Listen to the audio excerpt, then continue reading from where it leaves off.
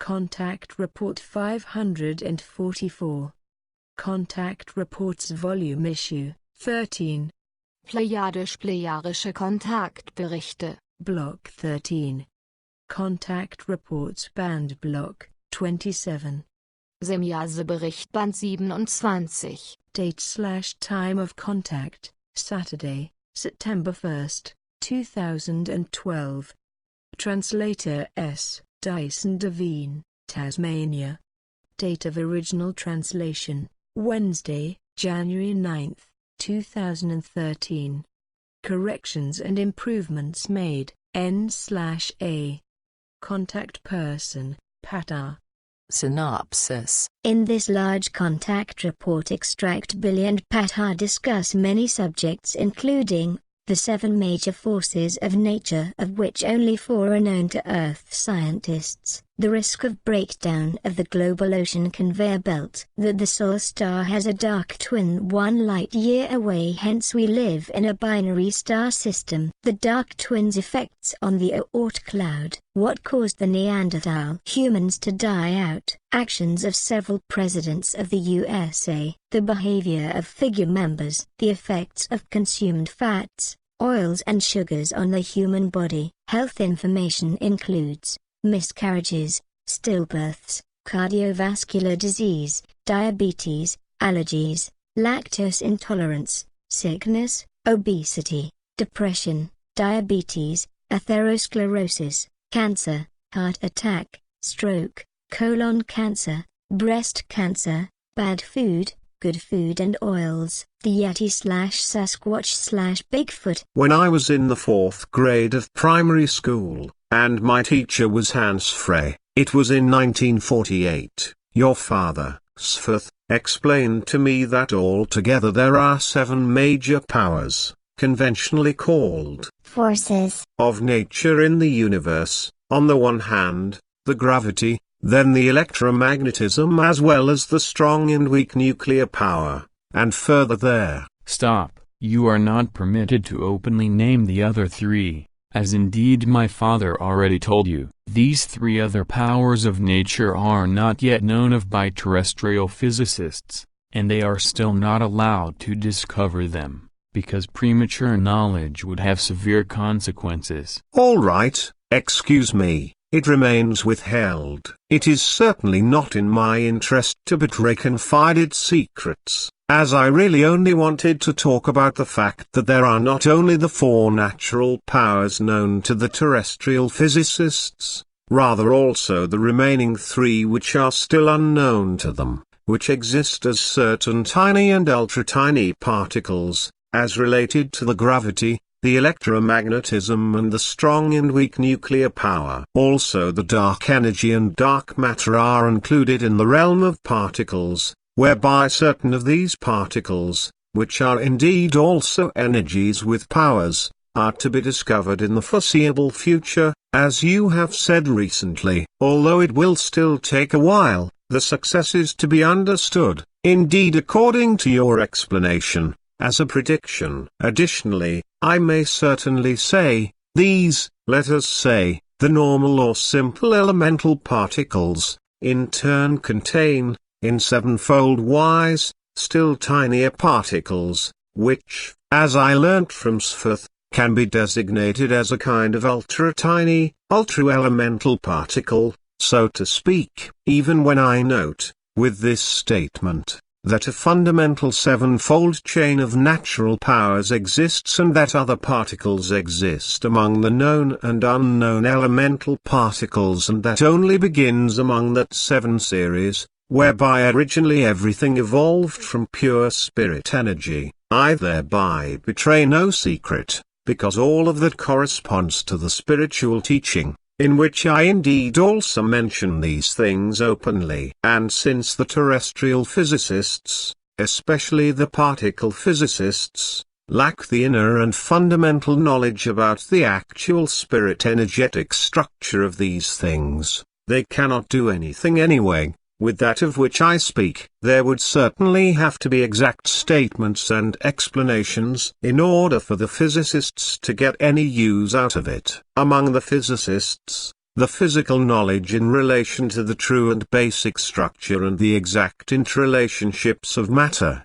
still indeed remain in the material realm of matter, because they have currently still not become so smart that they would have arrived at the idea that the origin of all matter, everything which exists and the entire universe, cannot be explained simply from the perspective of the purely material realm.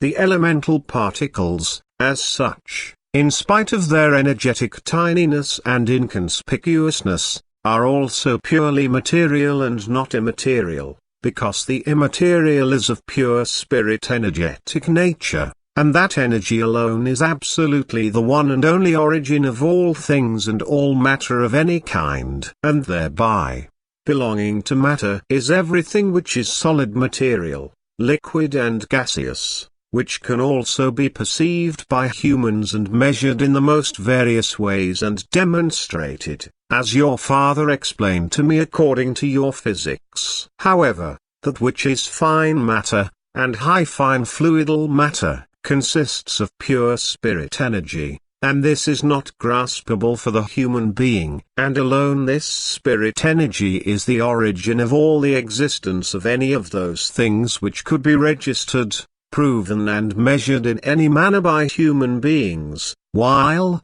up to the present time, it is not yet possible, nor will it be possible for a long time into the future, for human beings to provide evidence for, and measure, the creational natural spirit energy. But since those terrestrial physicists, who deal with the origin of life, and therefore with the solid, liquid and gaseous matter, and who attempt to explore everything in this regard, lack even the most minimal knowledge regarding the spirit energy, from which everything in its absolute origin has emerged and is created, they are still very far from being able to research it and gain knowledge about how the process of coming into material being results from pure spiritual energy. Like children poking with displeasure at their food and not finding what tastes good to them in it, so the terrestrial physicists poke around in an area where they cannot find the real source of all things. Naturally, it is necessary,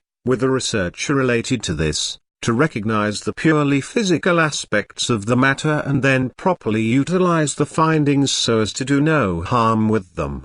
But if the real origin of all things is to become recognized, then finally the cognition must mature that this lies in the spirit energy. However, this has nothing to do with that which is erroneously designated as spirit by the human beings of the earth, which, as such, is meant to embody that which is the human consciousness. The spirit, that is to say, the spirit energy, is not the consciousness, because the spirit, or indeed the spirit energy, does not think and it creates no spiritual property, because this is reserved for the material consciousness alone. Thus, in human beings, or other forms of life, also no illness of the spirit, and so forth, can appear, rather only a clouding and illness, and so forth, of the consciousness, because the spirit, that is to say,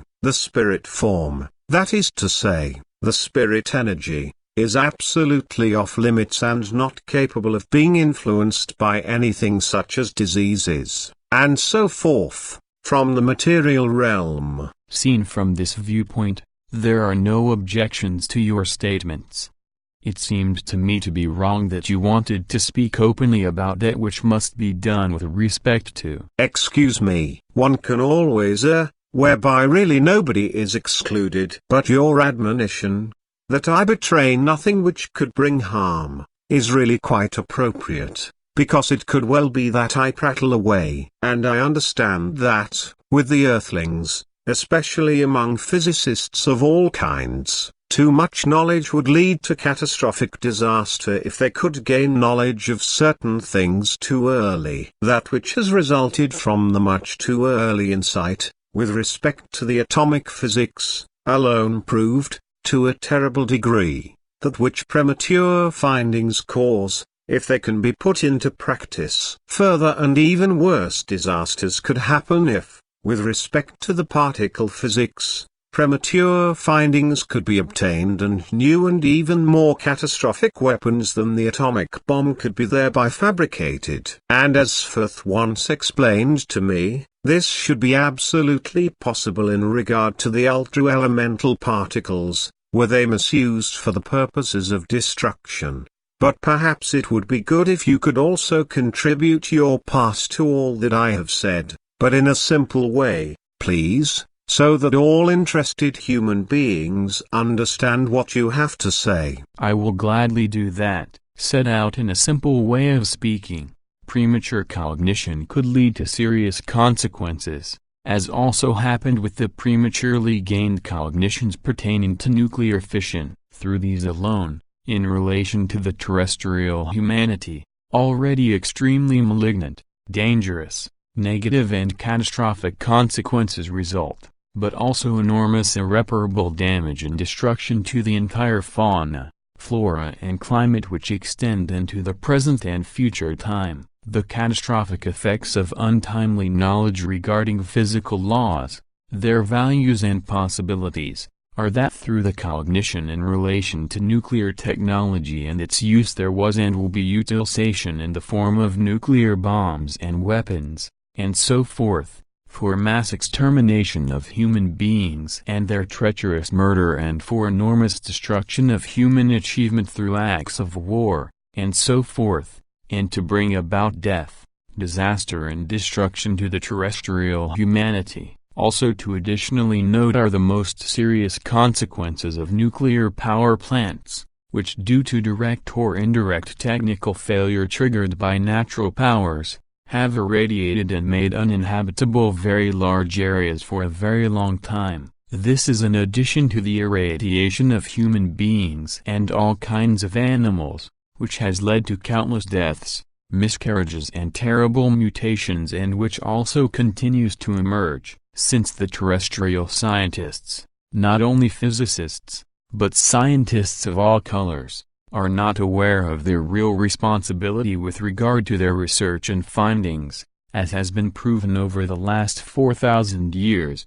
then every new scientific finding endangers life, fauna and flora, as well as the humanity, when it deals with every kind of new thing which can be used in any destructive and life-impairing way. For this reason, we must prevent the explanation and release of at least our very comprehensive, highly advanced and very far-reaching technical, physical, medical, biological, chemical, astronomical, and so forth, knowledge, skills, practices, capabilities, possibilities and policy, and so forth, in regard to the earth human being, because, through their irresponsibility, they would wreak still very much greater calamities than they have already done for thousands of years and continue to do. In accordance with our directives, we cannot even describe our advanced and extensive medical knowledge and practice, because the knowledge which we possess of medical science would also be irresponsibly and mercilessly abused by the earth humans,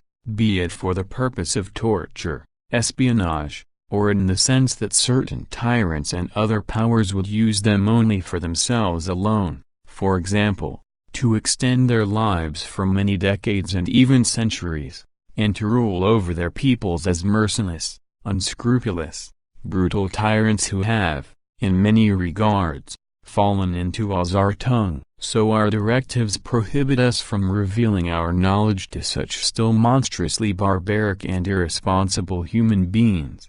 And unfortunately there are not only individual power-greedy ones who have fallen into our tongue, but the bulk of the earth's humanity has in such a way that the higher knowledge in the named areas is not permitted to be conveyed to them. In fact, in today's mass of more than 8 billion earth humans, there is only a minority to be identified which is concerned with real humanity and actually being human, and, in relation to the perception, recognition and observance of the creative natural laws and recommendations, it is only this minority that is also making conscious effort about the evolution of consciousness. The single way to help out in a general form is therefore only that we provide a certain help, by way of impulses, regarding the development of righteousness of earth humanity, so that it learns to perceive the creational natural laws and recommendations, to make them its own, and it gradually implements them in a progressive manner. We are thus making an effort,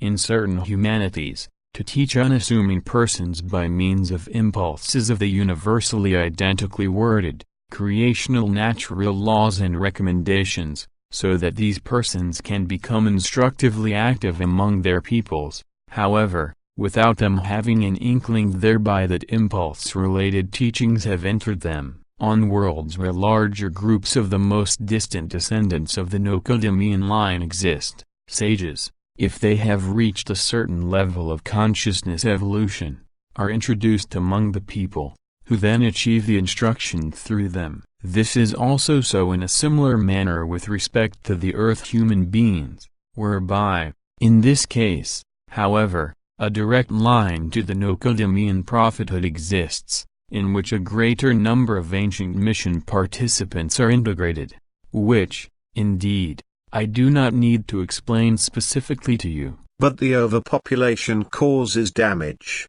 and indeed increasingly, because it is growing ceaselessly, and through that, with all the trappings of terrible things which are created from it, ever more natural disasters appear. In this regard, you told me privately recently that, by means of the climate change caused by humanity, the world's oceans heat up quite enormously, and thereby the so-called global conveyor belt, which drives the water through all the world's oceans, could break down. That is right, because if the global conveyor belt, which, as the enormous current, runs through the oceans and constantly mixes their water, breaks down, then the movement of the oceans will cease, which then means that the majority of all life on Earth will be extinguished. At the present time it is already very bad, because the oceans have warmed to an alarming degree, and indeed in the last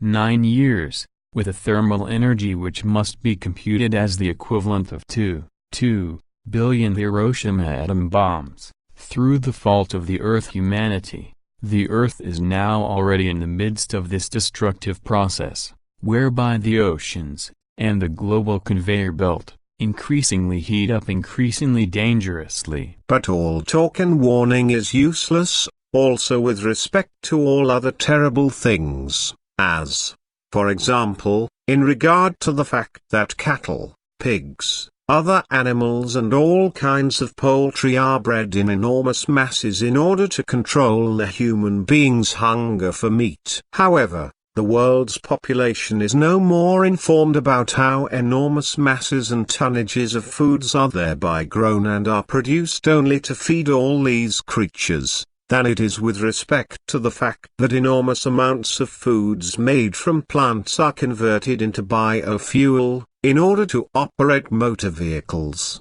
and all this happens through unscrupulous multinational corporations and unscrupulous farmers, and so forth, who only rake in money and want to get richer, while millions of human beings go hungry and starve on the earth. But we have already also talked about that often, for which reason I want to talk to you now about something quite unpleasant. We Plejadian are also indeed nothing other than human beings, even if, compared to the Earth human beings, we are far more advanced in all forms of development. We are in every respect human and also remain human, at least as long as we do still have human bodies and have not yet entered the level of the Supreme Council.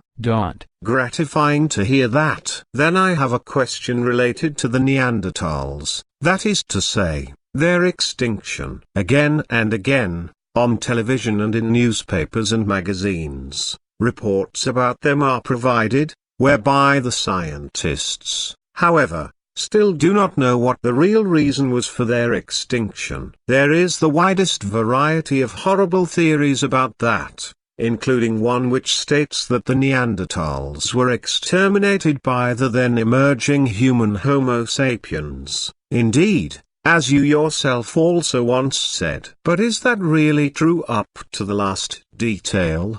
Among other things, We also both spoke about this on August 11, 2008, at the 469th Contact Conversation, where you said this. Excerpt from Volume 11, page 422, sentences 135-139.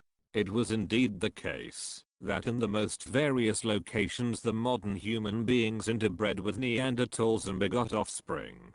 This, however, was not the rule, but occurred rather sparsely. As a rule, the modern human beings hunted the Neanderthals and killed them, to use them as food, because the early Homo sapiens were cannibals, and as such they, by and by, wiped out the Neanderthals. Partly, the modern human beings held Neanderthals as captives, which they killed, and ate in case of need for food. Such captives were also used, on certain occasions, to perform sexual acts with the Homo sapiens, and indeed with both sexes.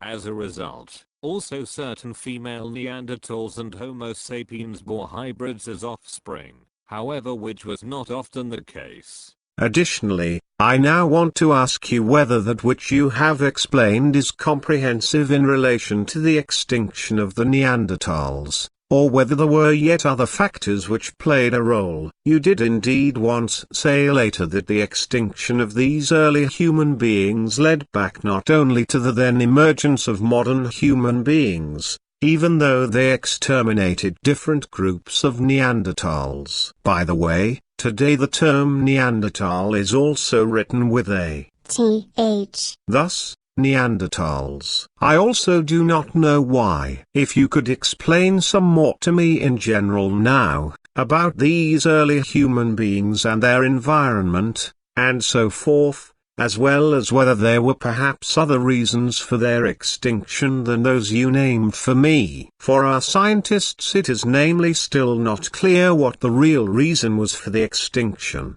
Consequently their opinions differ. Maybe you can bring some more clarity to the matter? That which I have said to you with my explanation in the 469th Contact Conversation corresponds very well to accuracy. But if you are mentioning the entire thing, questioning whether everything is comprehensively explained to the last detail, then there is this to say to that this is not the case. In fact, the modern human beings who emerged then, exterminated entire groups and tribes of Neanderthals, but also, for their final demise, anatomical influences as well as natural catastrophic climatic influences existed which I have hitherto never named, and which ultimately ended the existence of these early human beings. Aside from the fact that modern human beings arrived in Europe from Western Asia, who often ate human flesh and were anatomically far more advanced than the Neanderthals,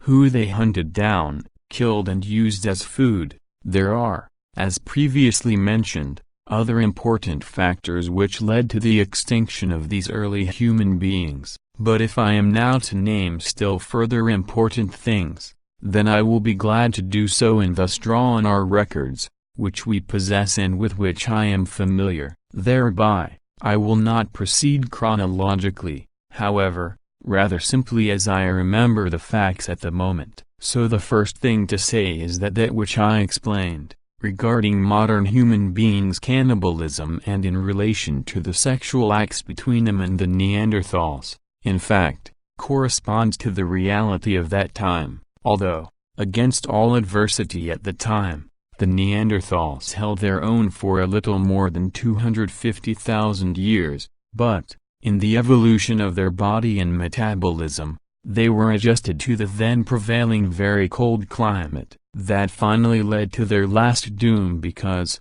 since, in a short time, extremely strong climatic changes occurred, the effect for the Neanderthals was the extremely negative impact on their food supply. Consequently many began to suffer from hunger. Over time this led not only to degenerative effects, but also often to death. In spite of their wildness, they were social entities and held tightly together, whereby they lived, however, only in small groups, and their total number always remained small. When diseases arose among them, they concerned themselves collectively with the sick and nursed them. Their diet consisted primarily of meat, which they captured by corresponding hunts for all kinds of small and large animals, whereby they then shared the meat among themselves in a remarkably communal way. However, they also nourished themselves with berries, fruits and plants, but the meat always remained the staple food, which was quite especially necessary for their entire constitution. However, basically, they were poor at digesting food, in regard to which I have something more to say. Physically, they were very strong, and also all of their internal and external constitution was extremely robust and adjusted in such a way to withstand very cold temperatures, which was particularly important because they indeed lived during a very cold time. They were also clever and had their own, if still primitive, language. They led their existence in productive hunting areas in the then forests in which they also lived and knew safe shelters, in whose protection they also had their accommodations. However, all this changed uncommonly quickly, as around 45,000 years ago the climate began to change drastically. In addition to the fact that modern human beings made their appearance and hunted them down, kept them prisoners, engaged in sexual relations with them, but also killed and ate them when there was need for food, the emerging climate change gradually also altered the forests and landscapes. Consequently, gigantic open expanses emerged in which the Neanderthals could not hold their own, and, as a consequence of their cumbersomeness, also could not hunt. Their employment was the forests in which they could stalk the game to be hunted and could kill it with primitive, heavy spears provided with well-formed stone points. These heavy killing instruments and the ponderousness and clumsiness of the Neanderthals made it impossible for them to hold their own in the vast open plains. Moreover, they could not stalk the wildlife on open land because it fled quickly if it sighted or caught the scent of the human beings. So the Neanderthals crept away and hid in the now thinner forests, but where they also had more and more difficulties in relation to the hunt because, when stalking the animals, they had no more cover because of the forest areas becoming lighter. Furthermore, it was the case that the Neanderthals could not adequately utilize the nutrients from meat, plants, berries and fruits and could not efficiently convert them into energy. Consequently they had to constantly eat large quantities. The cells, and their energies and strengths, of the early human beings were of an entirely different nature compared with the much lighter and more flexibly built modern human beings. With the Neanderthals, the entire metabolism was adapted to produce heat, which was absolutely necessary as a consequence of the then prevailing cold. This was completely different from the modern human beings who had emerged, and were downright puny compared to the Neanderthals and displayed totally different characteristics to the heavily built, early human beings. And since Neanderthals increasingly lacked food, it naturally led to many starving, while others were hunted down by the modern cannibalistic human beings and captured, to use them as welcome sex objects and as food in need. Since, through the sexual acts between the Neanderthals and the modern human beings, offspring were also conceived,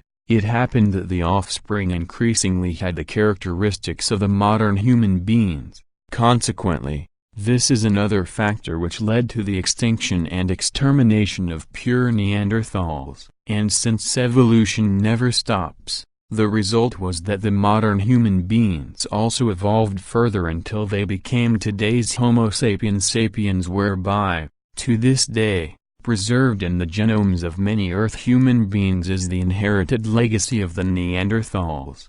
Indeed, they became extinct nearly 30,000 years ago, but their genetic legacy persists today and will also continue from generation to generation into the future. Regarding the direct descendants of the Neanderthals as well as those in which the modern human beings have been involved, it should be explained, however, that, also in this respect, factors of extinction played a role. Compared to the modern human beings, Neanderthals exhibited a larger skull, which made birth very difficult because of the birth canal often not adequately dilating, for which reason many females died in childbirth or through severe life-threatening infections. Births among Neanderthals were therefore particularly complicated and difficult, as well as often fatal, which was also the reason that the numbers of these early humans did not greatly increase, and they only appeared in small groups. But in addition to the genome of Neanderthals,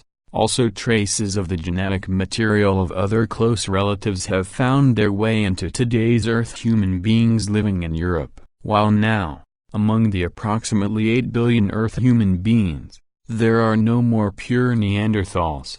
Their heritage is still contained to a greater or lesser extent in the genome of many Earth human beings. And, as you say, the fact is that with the terrestrial scientists, there are many theories regarding the Neanderthals, who, in their pure form, have not existed for approximately 30,000 years. But since their heritage still exists today in small parts, namely up to 7%, in the genome of many Earth human beings, it must really be asked whether the Neanderthals have actually died out, because if some Earth human beings nowadays are observed and considered, it could actually be assumed that Neanderthals have still not become extinct. This fact alone, of the Neanderthal heritage in the genome of many modern Earth humans, proves that these early human beings had sexual relationships with the modern human beings, from which offspring emerged that further propagated over many generations and have passed on their heritage,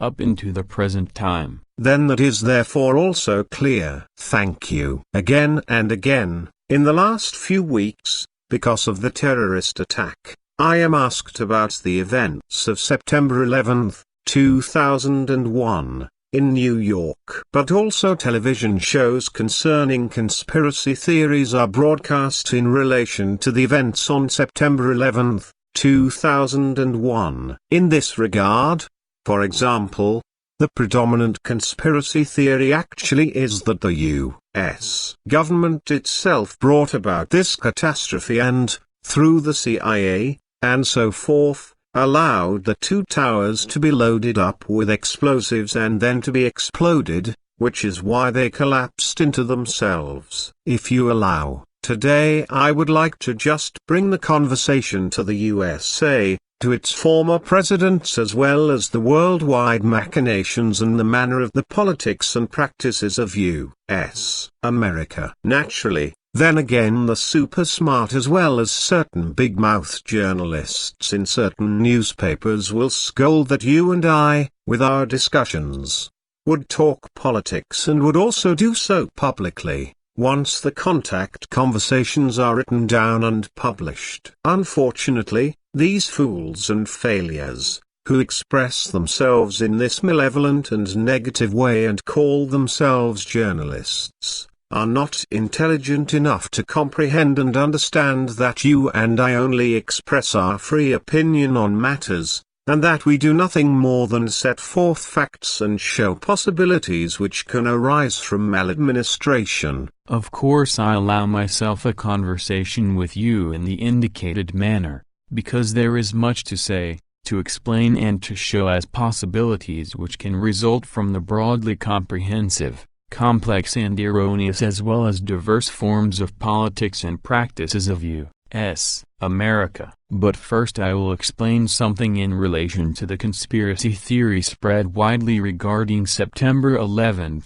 2001, and not, however, only in the USA. It must be said that this actually corresponds to nonsense. Truthfully, everything arose just as the inquiries by professionals and by the secret services indicated. Nevertheless, however, with respect to this crime of Al-Qaeda, some weak intelligence findings exist, which were also brought to the notice of U.S. President George W. Bush, which he however completely ignored, and which were not taken as seriously as they should have been by the few responsible ones of the CIA. Namely only 3 people, who vaguely knew about it. On one hand, the ignorance on Bush's side occurred out of sheer stupidity and, on the other hand, from his only half-conscious confused thoughts, deeply based inside him, to have a handle against the ever-impending terror in global form if a terrorist catastrophe were to occur. As we could clarify, the vague knowledge held by the 3 CIA people, 2 agents and a supervisor, was directed at the fact that a terrorist attack on the United States could be likely, but there was not a single suspicion that it related to the 2 towers of the WTC. The presumption was just related to generalities. In his confused stupidity, the U.S. President George W. Bush could not sufficiently predict the real risk so that he would have ordered thoroughgoing measures and mobilized the CIA on a grand scale to produce accurate investigations and take precautionary national security measures, and such protective measures would in fact have been possible, as our probability calculations have shown, but, as a result of the failure of the U.S. President and the 3 CIA agents, everything turned out differently. However, such was already evident in 1976, when my daughter Semjase made the relevant predictions for you and you were committed to silence. Then Quetzal made the same predictions for you again in 1986. You remember it well. That is the case, yes. Because I became hellishly miserable when Semjase made the prediction for me, that there would be around 3,000 dead. But it also likewise happened to me at another time when the same event was named to me again by Quetzal in 1986 and he explained what would really transpire. It is simply incomprehensible why the American people vote such dead losses and fools into government who bring only enormous damage to the country, as has happened again and again since the start. One must only think of the most important things and factors which brought an enormous amount of misery into the world and were caused by the USA presidents. See here, with this fax of August 9th. I received this list from Germany with respect to a few of the 43 U.S. presidents who have stuck out especially blatantly in regard to their criminal and felonious machinations. This also shows that Barack Obama is actually only the 43rd and not the 44th U.S. president, because one Grover Cleveland was elected as president on 2 separate occasions, thus on March 4, 1885, and he held office until March 4, 1889. 4 years later, on March 4, 1893, he was elected again and remained in office until March 4, 1897. So this man was both the 22nd as well as the 23rd U.S. president and thereby the only one who has held 2 terms which did not directly follow each other. Consequently,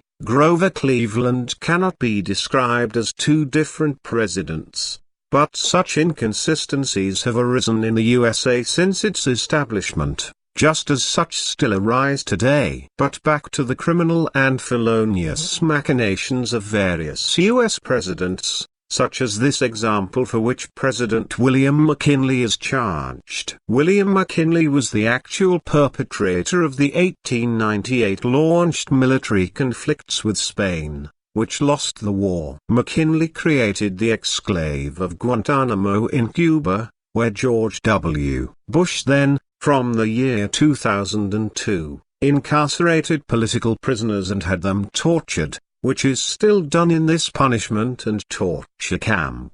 Ronald Reagan, a former bad actor and dim intellect, was on the payroll of the FBI as informant T10, who, as such, continually set up, grassed on, Verzinken, lit, galvanized, as communists, more than 50 fellow actors to the FBI. In 1979, President Jimmy Carter, a peanut farmer, ordered the CIA to support the Islamic guerrillas in Afghanistan, where a civil war was in progress, in which the Soviet Union had also interfered.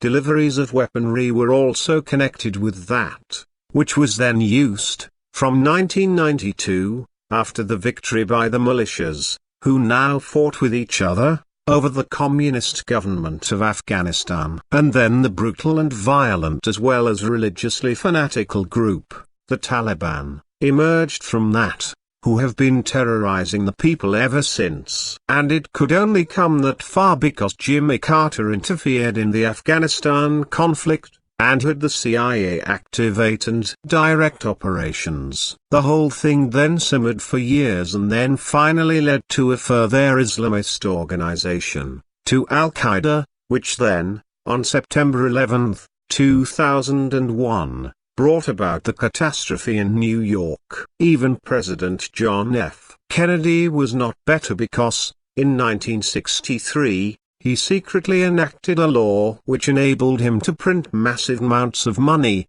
of which the Department of Treasury has spent $4.2 billion. This money, that is to say, the banknotes, did not belong to the USA, but to a group of private banks which, in 1913, had merged into the Federal Reserve System, Fed. The U.S. state does not have the right to print banknotes itself, because only the Fed has that permission. The government has to borrow the money from it, and Federal Reserve Note is printed on their banknotes. On the other hand, Kennedy's banknotes stated United States Note.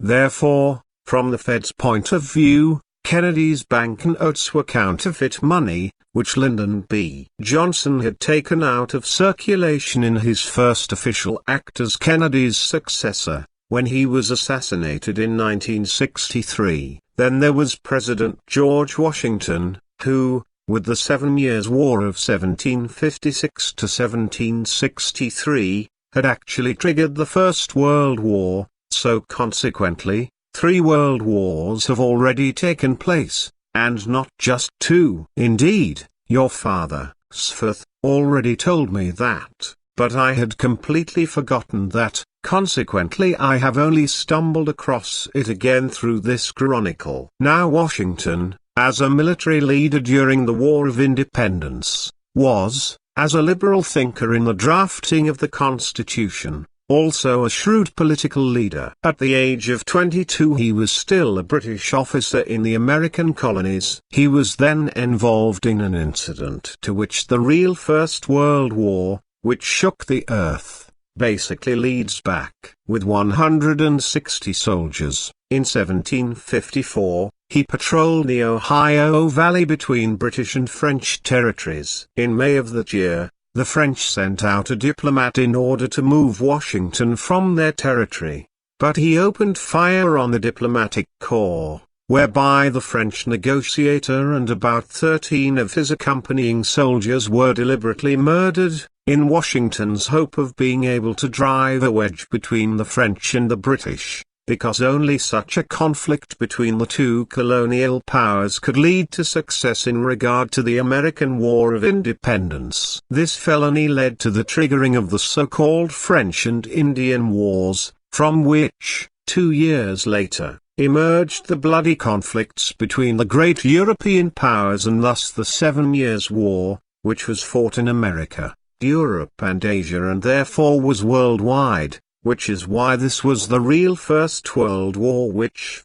however, was kept secret from the world's population. Therefore the talk was and is always of a threat of a Third World War. Consequently, should it come to another worldwide war through the greed for might of some crazed state mighty one, that would then become the Fourth World War. Over the course of years I had completely forgotten that, because I only remembered that which Sfeth had said to me about the First World War again, when I caught sight of this chronology. President Andrew Jackson was just as felonious as Washington, and must be charged with the responsibility for the first and the largest ethnic cleansing ever in the history of U.S. America. He criminally drove 100,000 Indians from their homeland, where, already as a soldier, he took merciless and murderous action against natives of the country, murdering many or expelling them. On May 28, 1830, he signed the so-called Indian Removal Act, being the death sentence for countless other Indians, because this law allowed the relocation of Indian tribes in order to create, for white farmers, and so forth, areas for their settlement. Thus, about a quarter of all deported Indians came to be killed, in part because they were murdered by the whites, or, on the other hand, because they did not survive the forced marches to the distant places of deportation, that is to say, reserves, and perished miserably. President Franklin D. Roosevelt also made himself guilty, in that he wanted and provoked the attack on Pearl Harbor. However, this was only discovered 60 years later by a former naval officer named Robert Stinnett. In relation to that, one expert said, an act like this was required in order that the American people be immediately and totally pivoted around to war. With a trade embargo, Roosevelt forced the Japanese into coercive measures, which came to the fore in a counterattack against the embargo, thus to an attack on Pearl Harbor, in which there were 2,403 dead and 1,178 wounded to mourn, as well as the destruction of 14 warships and 320 destroyed or severely damaged aircraft. 90% of all U.S. Americans were initially opposed to an entry into the Second World War, that is to say, the Third World War. However, after Pearl Harbor, the people also screamed for war. By the way, Roosevelt learnt of the imminent attack through the Secret Services, as did George W. Bush, yet he, Roosevelt, did not respond in order to prevent something any more than George W. Bush did when the need came to prevent the terror disaster of September 11, 2001. Furthermore, there was President John Adams, who was a supporter of the monarchy and would have liked to have seen that which was then America ruled by a king, whereby he actually also wanted to establish an American dictatorship. So it came to be that, as the conflict with France came in 1798, he used the opportunity to introduce one of the most controversial laws of U.S. America, namely the so-called Alien and Sedition Acts, which consists of 4 parts and authorizes the president to detain and deport any foreigners in the country. In addition, with an attack on the First Amendment of the Constitution, he also determined the guaranteeing of the freedom of the press, in that a publication of false and malicious texts against the president could be opposed and punished. This led to countless people being charged on the basis of this law and convicted during the tenure of John Adams.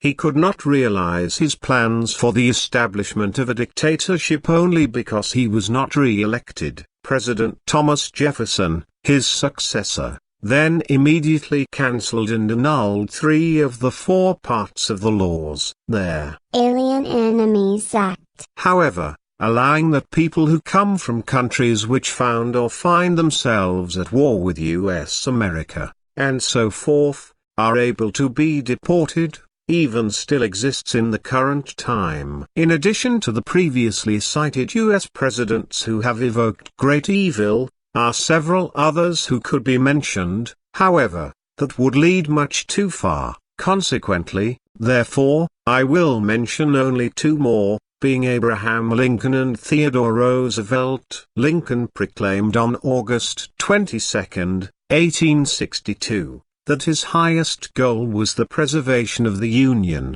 that is, the amalgamation of the American states, because a deep rift had emerged in the Union between the traditional South and the modern North, and so the whole thing had been crumbling away for years. He further declared that if he could save the Union without having to free a single slave, then he would do it. This remark was in exact opposition to that for which he was elected president, namely because he proclaimed the abolition of slavery in the USA. In contradiction, during the election campaign in 1860, he already promised that he would not abolish slavery, but it should no longer be allowed in the newly formed states. Therefore, the southern states rejected Lincoln as president. Therefore, presidential contradiction, and once again contradiction. Consequently 7 states seceded from the Union and formed the Confederacy, which was the prelude to the American Civil War,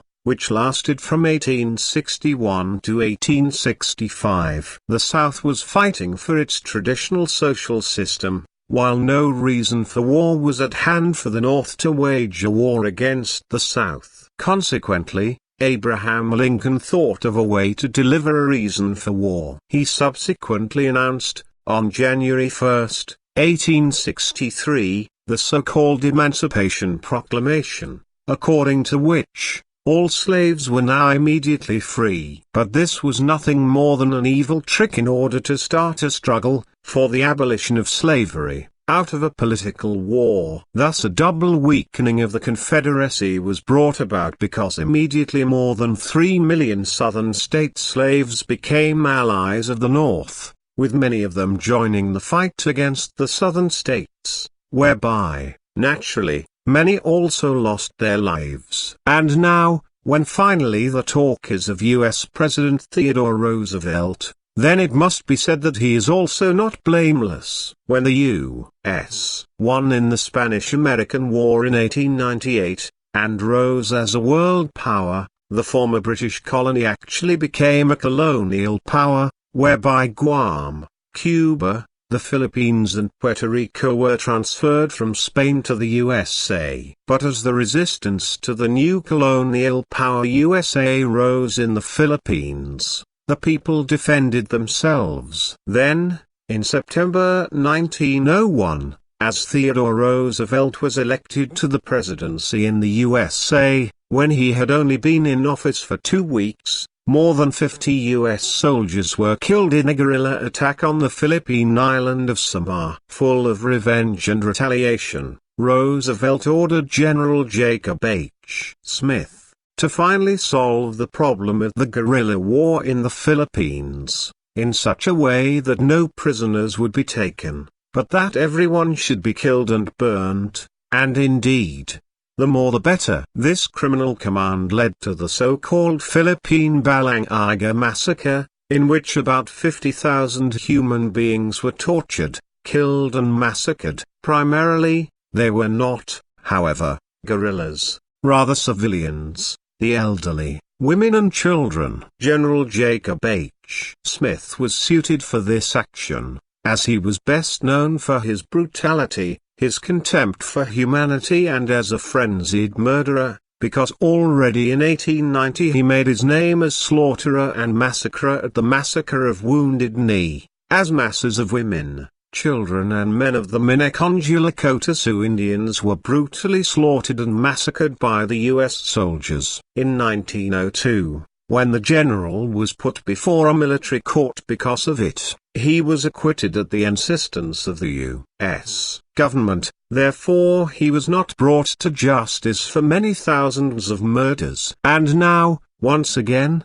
for the upcoming November, the majority of the USA population, especially the Republicans, will build up and idolize such a top-dead loss and first magnitude psychopath, to exalt him as the U.S. president. And when this Romney comes to power, then the USA and the world can probably expect something again which will really be indescribable. To that, it must be said that this man, Mitt Romney, only vouches for his own interests, because the matters which concern the people and the country are of no importance to him. Actually, many of the former U.S. presidents behave the same way, as I have already explained to you once before, also naming certain criminal and felonious acts of which they were guilty. I can only confirm the statements which this fact contains here now. Unfortunately, with respect to the election result,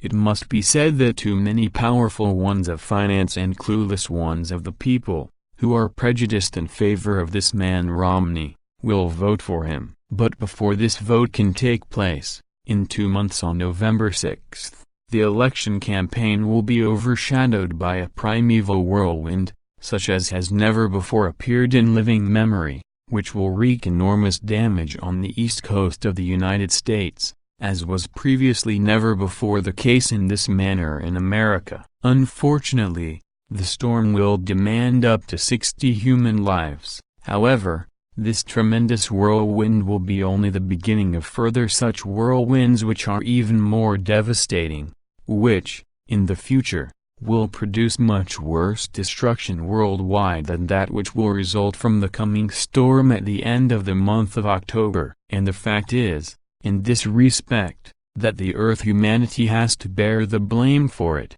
namely, due to the risen and continually spreading overpopulation, by means of which enormous and grave destructive effects on the whole of nature, its circulation and therefore on the climate, emerge. I mention this predictively because, through this upcoming severe natural event, the campaign activities will be interrupted for a short time, in which case Romney, however, autocratically and irresponsibly, immediately uses the opportunity after the storm to again make propaganda for himself, which corresponds exactly to his psychopathic, high-handed, egotistical and irresponsible being, which should give his supporters and voters pause to think. This, while Obama exercises his presidential duty and responsibility and will concern himself for the human beings and the catastrophe. The result of the election, however, will then indeed be such that the rational American men and women once again elect Barack Obama and thereby prevent an election of the serious psychopathic and also fickle and shifty and dishonest Romney. Were this man to come to power,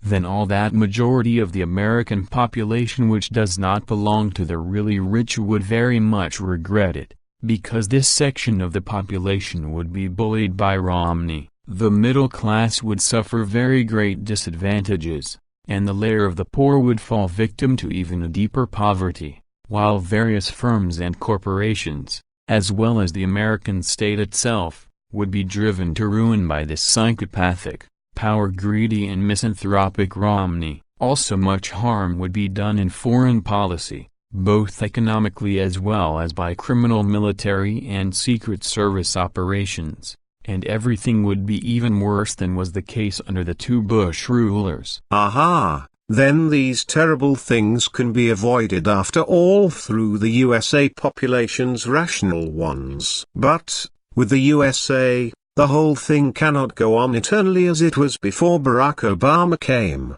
who is owed thanks for the end of the deployment in Iraq and the elimination of Osama bin Laden, as well as the huge humanitarian step forward for the American people with respect to the comprehensive health insurance, which this misanthropic Romney indeed wants to abolish again. When I consider that which you already confided to me during my great trip in 1975, that, according to your probability calculations, the superpower USA could come to an end after 2020, if nothing in this country changes for the better by then, and if those who are the USA's allies continue to dissociate from that country, or even become open enemies of that country, then could Obama perhaps be the crucial point so that this can indeed still be prevented? That could be so, but also to consider is that which the Obama followers will do next and which internal and external policies they pursue, because this will also determine that which will happen after 2020. On the one hand, in 1975, you especially raised the enormous contradictions with regard to politics, the economy, the military machinations, the decline of the culture, as well as the climbing religion and sectarianism and the serious criminal activity or even felonies of the former presidents of the USA, and you said that if there continues to be muddling along in the same and still increasing framework, then the collapse could not be avoided. I have taken good notice of all that, and I can really understand if the result is as you have calculated. Furthermore, back then you said that, if the USA collapses, China could molt into the next world power and superpower, which would, however, fundamentally require, prior to that, that China gathers strong allies around it. Until then, In order to have sufficient influence as a superpower and to be able to even last as such, solely being an economic power,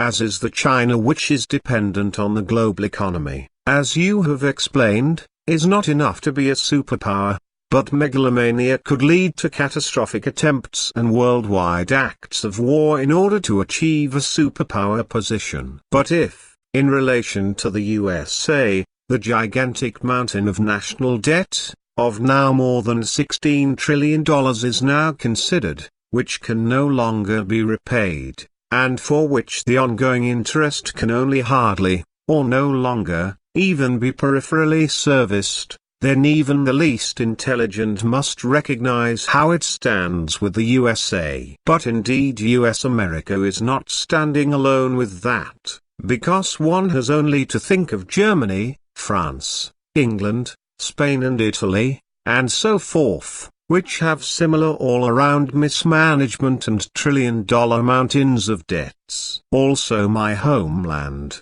Switzerland, is set to go into debt, even if only over hundreds of billions, but even this is enough, and no one is there who orders a stop to the terrible trading.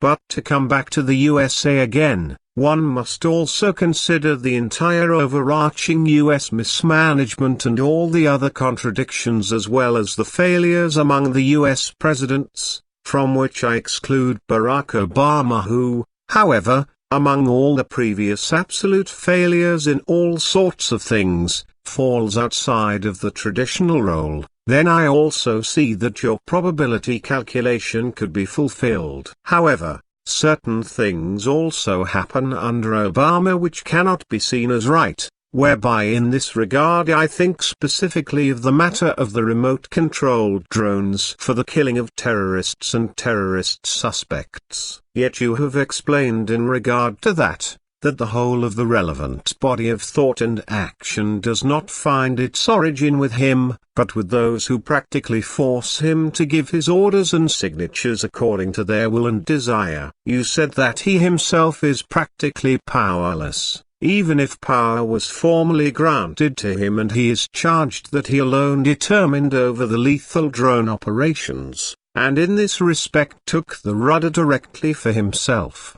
whereby he furthermore was, is, and will continue to be held responsible for the most various military and political machinations, which did not, and do not, correspond to his ideas. Admittedly, he is a very powerful man, but he is dependent upon his advisers and all those who have the power to deviously advise, influence, steer and compel him according to their will. These powerful ones are the uppermost of the military, the Department of Defense, and the secret services, as well as politicians, advisors, confidants, banks, the stock exchange and the machinery, pharmaceutical and armaments corporations and the government elite and religious sectarian leaders, and so forth. But if I now consider your probability calculations, I can assume all the more that your calculations can be realized,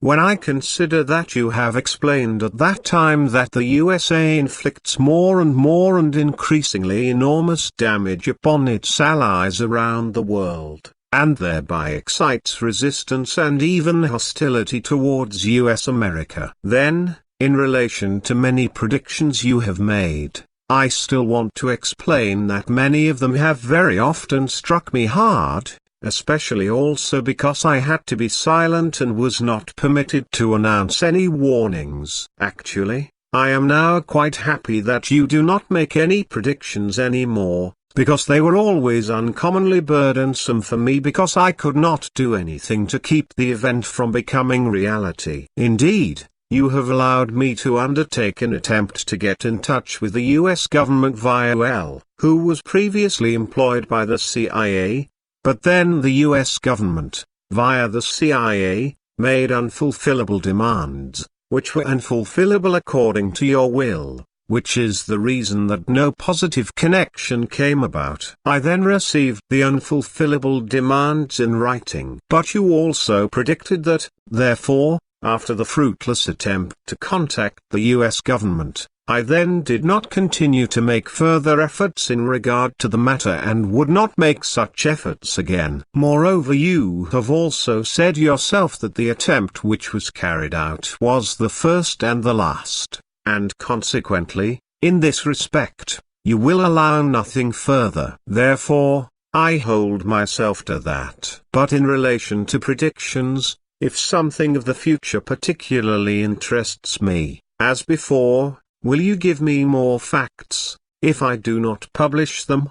And what will happen if the United States collapses? We will continue to give you information if you want it or if you think it could be necessary to make a prediction publicly, whereby it must then be, however, a question of your own, and only about something very special that no longer falls into the old scope of the predictions. And that which you mention with respect to that which I have said in regard to the U.S. President, Barack Obama, corresponds to the facts. He will be blamed for serious things which do not correspond to his own decision, but which he simply must inevitably endorse, and he will be maliciously negatively blamed for much of what he wants to achieve, in the form of positive changes or that which he has achieved for the direct welfare benefit of the poorer segments of the population, by the envious, the power-greedy and the rich, and, with evil means, attempts will be made again to bring to an end the good that he has achieved.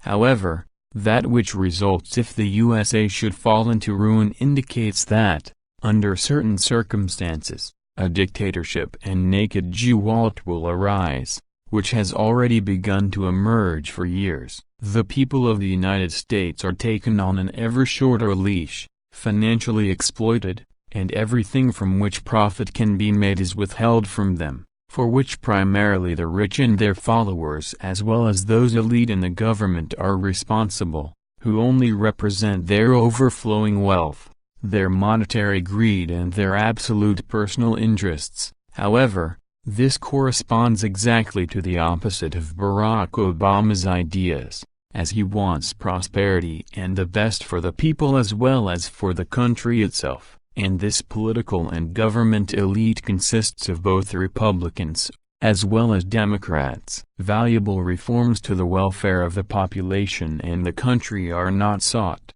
thus the already profound poverty among the people continuously escalates, while the wealthy ever further enrich themselves, so that the social inequality gains ground ever faster. Thus, with a collapse of the USA, only two possibilities can be considered, whereby, with the one, it boils down to a dictatorship with evil reprisals and great Gewalt, while the other possibility may be a new reconstruction, if people who are fundamentally conscious of their responsibilities attain government and really do everything to bring about an effective and valuable new start. But whether this will actually occur, is currently extremely questionable, because presently, in a totalitarian manner, everything is directed towards interests which are economic, military, political and cultural, as well as towards that which is strict fundamentalist religious sectarian, and based on enormous lies and devious,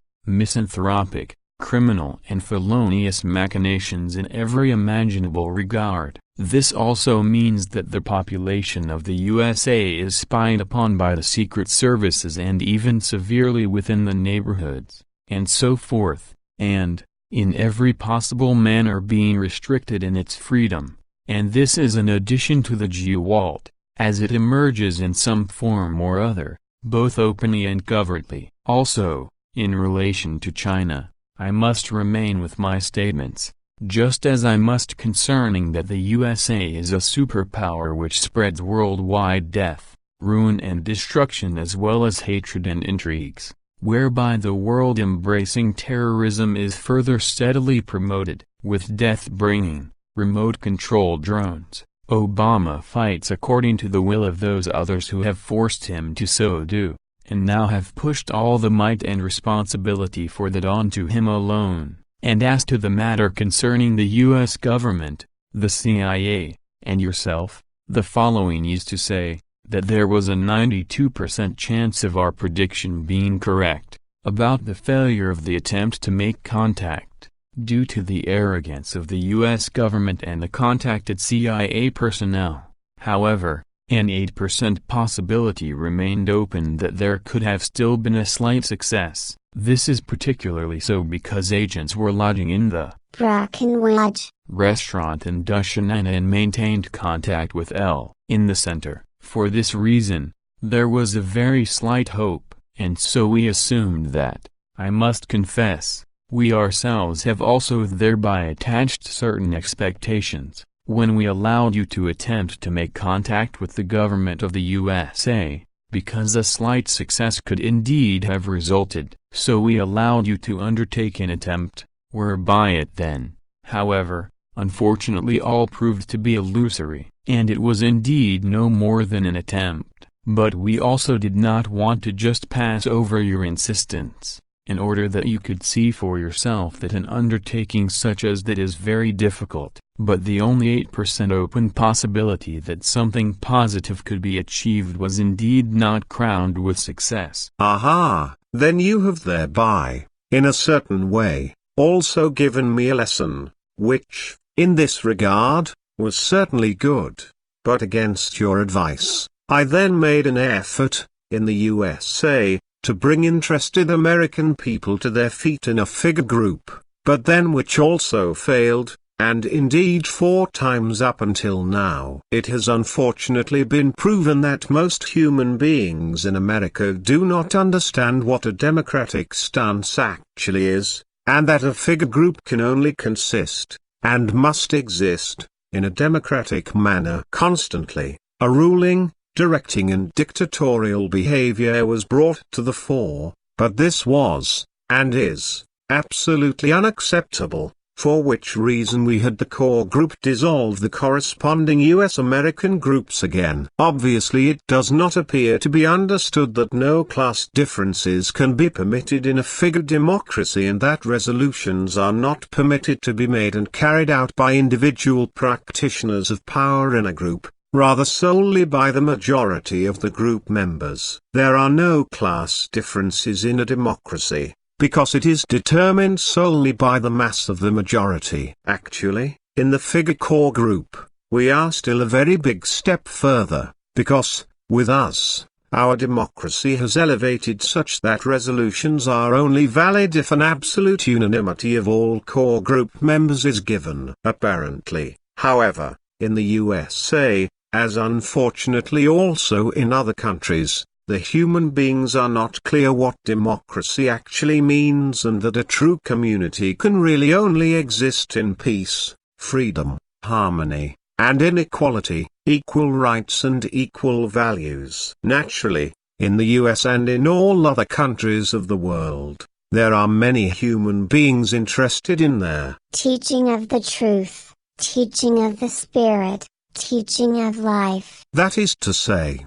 their spiritual teaching, and who would like to have a figure group in their own country, but that can effectively only be possible if such a grouping is managed and led in compliance with the figure democracy. I would also wish that for the USA, even though you are not happy with the lack of understanding of the majority of the American people in regard to their understanding of freedom, peace, harmony and democracy, but also the human beings in the USA can learn, and indeed there is a significant number who are interested in the teaching and are also making an effort to pay attention to the mission and teaching, live moderately, behaving in compliance with figure rules and the creational natural laws and recommendations, and to thereby get a thus aligned group on its feet. But this is unfortunately not easy, because many personal and also fellow human and administrative difficulties must be overcome, whereby the personal problems are well the largest and most comprehensive, and indeed specifically in terms of their own proper behavior towards their fellow human beings and accepting the comprehensive democratic attitude and leadership of a figure group. Your opinion honors you, but you have yours and we have ours, whereby so far ours has come true, but we will be happy to be surprised and taught, which can perhaps indeed become possible if human beings in the USA, who are interested in the teaching and the mission, still do free themselves of their erroneous views, opinions and attitudes, and so forth, and can fit themselves into the rules of Figu. A small number of persons are trying really very hard to form a good figure group in the USA. So there are also really good people over there who try very hard. If I thereby think solely of Michael Horn, who has already worked for so many years for the teaching and the mission, he and his work cannot be highly enough appraised. Indeed, not all human beings need to be working in his tireless scope, because a lesser commitment is already very valuable, and such a one can be achieved by many in America. However, these correspond only to a minority, but if they engage themselves, then much can be achieved through them. A small number of human beings can also achieve much and bring, in many others, change for the better and good, if they make an effort. How does it go?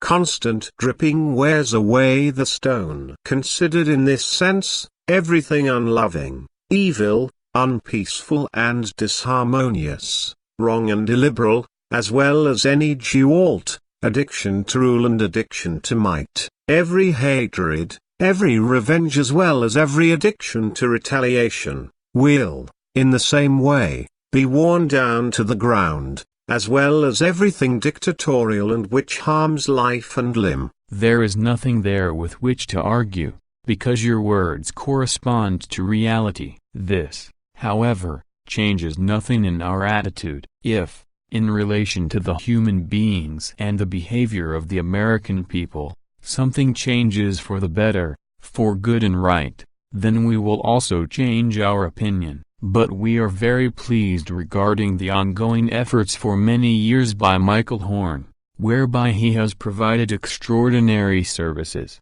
which are of inestimable value, while we also acknowledge the efforts of all those people in the USA who tried for decades to form a figure group and also made an effort in terms of learning the spiritual teaching. Unfortunately, they have not achieved the objectives they claimed they wanted to achieve. That which does not yet exist can always still come into being. Actually, it must indeed be said, and you also know it, that from my side, for several years already, no further efforts have been made in relation to the formation of a figure group in the USA. The contact with a still loose group which, after the dissolution of the Florida figure group by the core group, has newly formed itself and at least currently cannot yet be designated as an official figure group, is held up only by Philia and Christian. Time will tell what results from this group someday. You do know what has emerged from the Figure Japan National Group,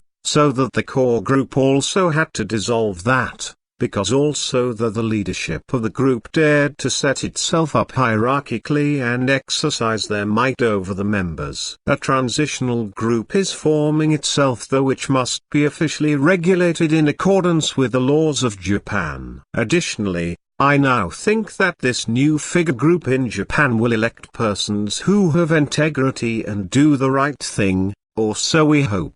Thereby, it is also good that we have Kunio Uchida with us, who is capable of making telephone contact in his native language about certain things at a moment's notice regarding the concerns of our core group with respect to the new Japan group. Frau Strasakono is still responsible for the written concerns related to translations in the Japanese language, whereby, through her, Simone and Stefan lead the correspondence with the people in Japan, in accord with the core group's resolutions. All that is known to me, and very well regulated by the members of the core group.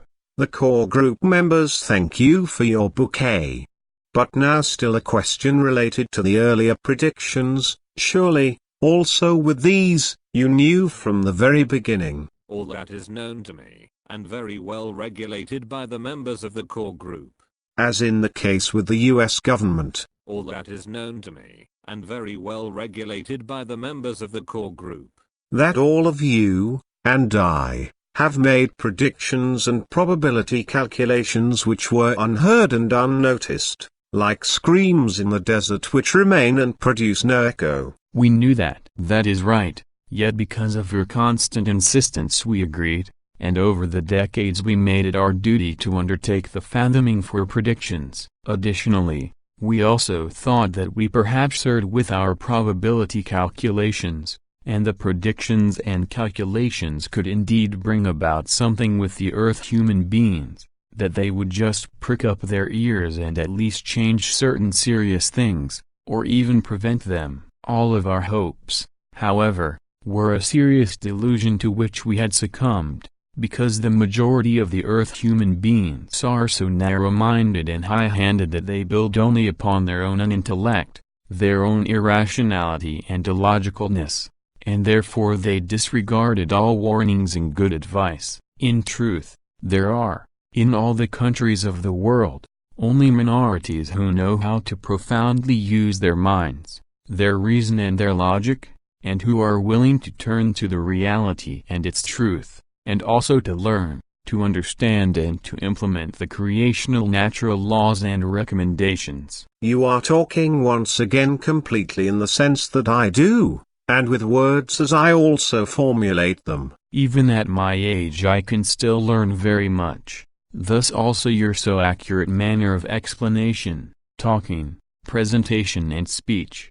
This is also apposite that I myself make it more and more my own, because, to me, you are not only a very dear and precious friend, rather also a teacher, the likes of which I have never yet encountered in my lifetime. You make me embarrassed, my friend. I would rather have you explain something to me a little more precisely, actually why, for some time now, enormous changes take place in the Oort cloud, which is located just at the outermost edge of the Sol system, as you explained to me in a conversation on my great trip in 1975, when you permitted me to see the dark star. In one of our most recent conversations you also again privately indicated something regarding the changes taking place in the Oort cloud. You said that, due to the dark planet floating around out there, changes are taking place that will influence the whole Sol system. To my knowledge, the terrestrial scientists suspected something along these lines,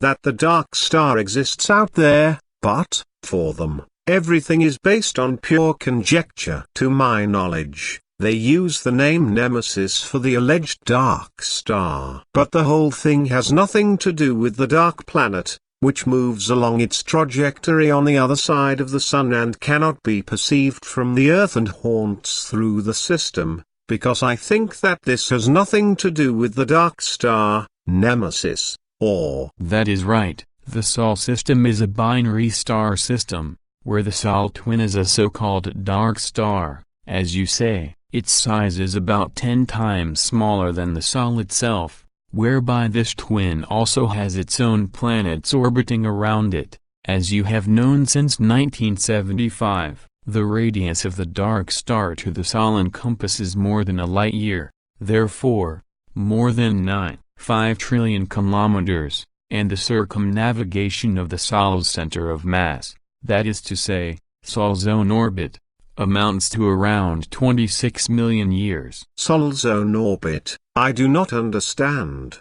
What does that mean? The Sun, that is to say, Sol does not stand still in outer space, rather it turns, indeed in its own sweeping circle, around an imaginary midpoint. Aha.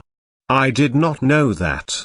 And why, so far, have the terrestrial astronomers not yet discovered the dark star? The hitherto existing astronomical technical equipment and devices are still not suitable, but it is only a question of time until a corresponding discovery occurs. The currently existing technical devices are not yet capable, however, of capturing the extremely faint light of the dark star and its satellites, and regarding that, to which the changes relate, in the Oort cloud, evoked by the dark star. The basis is that an enormous movement occurs in the innumerable, existing in billions, numbers of smallest, small, large and largest rock, ice and metal fragment formations, and sometimes great structures are hurled out as meteors from the Oort cloud, into orbits of the inner Sol system. A large chain of such meteors is, already for many decades, underway into the inner Sol system and has partly already passed the Earth or exploded high in its atmosphere. This is happening because of the dark star, which has long since penetrated directly into the effective range of the Oort cloud, and since then evokes severe disturbances. Then, from out of there, maybe new and still unknown comets and meteors can reach into the inner solar system and in the area of the Earth, as is also indeed the case with respect to objects in the asteroid belt. And as I am already at this, I ask myself whether it is because, even with these projectiles from the Oort cloud, it is the case that some are circling in 2s and 3s, or that some are circled by small satellites like moons, as is the case for the larger asteroids, as I was allowed to observe from your great spacer in 1975 on my great trip. But what has happened to that very long, dark meteor chain which emerged from the Oort cloud, which was on course for Earth, which you reported to me privately at the start of 2001? Are these meteors still underway into the inner Sol system and to Earth? It was and is really a very long chain of meteors, which was catapulted out of the Oort cloud, and which found its way into the inner solar system, including the Earth. Some of the larger meteors of this very long chain, as I have just explained, have already passed near to, or more distant from, the Earth. Smaller ones have crashed, or exploded at great heights above the Earth, and indeed across a number of years because they were stretched so far along their path and still are. The first meteor exploded in late July, 2001, high over the region of Kerala, with which you are familiar, in India. Another meteor from the same chain exploded once again at a high altitude over India, in the year 2007, while the next two meteors from the same chain penetrated the Earth's atmosphere and exploded in 2008, high over Colombia and New Mexico. And, from this very elongated meteor chain, still more and more are underway and on a course to Sol in the Earth, because these previously mentioned meteors were catapulted out of the Oort cloud by the dark star, that is to say, the dark twin of Sol. Also, there are still 4 objects, which were hurled from the Oort cloud by the dark star, which belong to the category of comets and are likewise on the path into the inner Sol system. Then this meteor chain is therefore still very long, and it can, depending on the velocity of the objects, probably stretch out for years and decades, until the last of these space satellites come into the further or closer area of the Earth, if I understood you right. And perhaps, in addition to those from this meteor chain which have exploded over the Earth, are there any others out of the same chain which have passed by the Earth? This is the case, yes, but I said that already, and it happened repeatedly during the recent decades. And it will also continue to do so, whereby, on the Earth, some events will still occur. Not exactly pleasant, then indeed still much can be expected on Earth, because it is indeed inevitable that such meteors and comets will penetrate the habitable zone, that is to say, their green zone, that is to say, their zone of life, of the solar system, where, indeed, the Earth is found. In addition to that, then quickly the question in relation to the prophetically announced red meteor, does this also come from the Oort cloud? That is actually right. And if nothing special results which changes its orbit through any emerging unexpected factors or that it is modified by the Earth human beings, then it will result in the prophecies fulfilling themselves. Understood. When a large object, a large comet, meteorite or asteroid, crashes to Earth, as one did more than 240 million years ago, whereby indeed, on one hand, the dinosaurs first emerged, and then they were made extinct around 65 million years ago, then there are indeed worldwide catastrophes whereby practically all life is extinguished. But if such a large projectile from space crashes into the sea, then that does not have to lead to a global catastrophe, or… Actually, the destruction does not spread out over the entire world, but the whole is then centrally limited. What is one to understand from that? This means, when a large comet, meteor or asteroid crashes into the sea, as happened, for example, millions of years ago in the Gulf of Mexico, and so forth, a gigantic tsunami then arises, the area of destruction from which is comprised of a particular central expanse which spreads out over thousands of square kilometers. Everything which is thereby directly destroyed by the actual tsunami, we call the central destruction area. That which is still only indirect, and thus is only caused by the further effect of the action of the tsunami's destructive offshoots, we designate as outer central. Aha, understood. You say that millions of years ago, in the Gulf of Mexico, a projectile from outer space crashed down and a gigantic tsunami was created. What do I have to imagine with gigantic? And has it then resulted in a crater there on the bottom of the sea? Actually, a large crater was incurred, which was also discovered a few years ago during investigations for oil drilling. As for the giganticness of the tsunami resulting from the crash, accordingly our calculations have shown that the towering masses of water must have exhibited a height of 4,936 meters and destroyed thousands of square kilometers of land, and killed countless living beings. Really gigantic.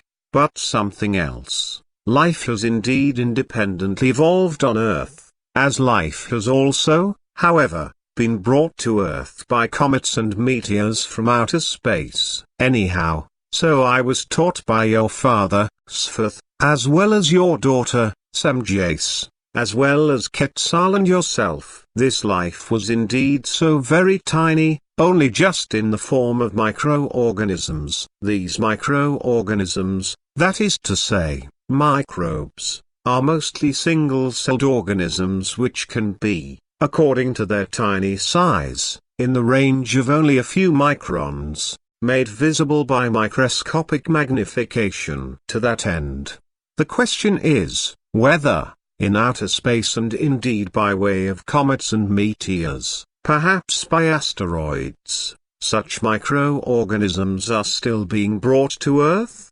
Sfeth told me regarding comets that microorganisms only reached Earth from these when the comet crashed to Earth, or if it passed by very close to the planet or the planet ran into their tail. Only thereby can the microbes then reach the atmosphere and the geosphere, and if I remember correctly, such microorganisms from outer space are called panspermia by the terrestrial scientists, or anyhow, so I have read it somewhere once. But there are various microbes, and it interests me. Can you say a few words about it? There are, if I am to use the terrestrial scientific terms, eukaryotic microorganisms which have a genuine nucleus and also exhibit DNA, being microalgae, microscopically small fungi, protozoa. Next there are the prokaryotic microorganisms which do not have a genuine nucleus,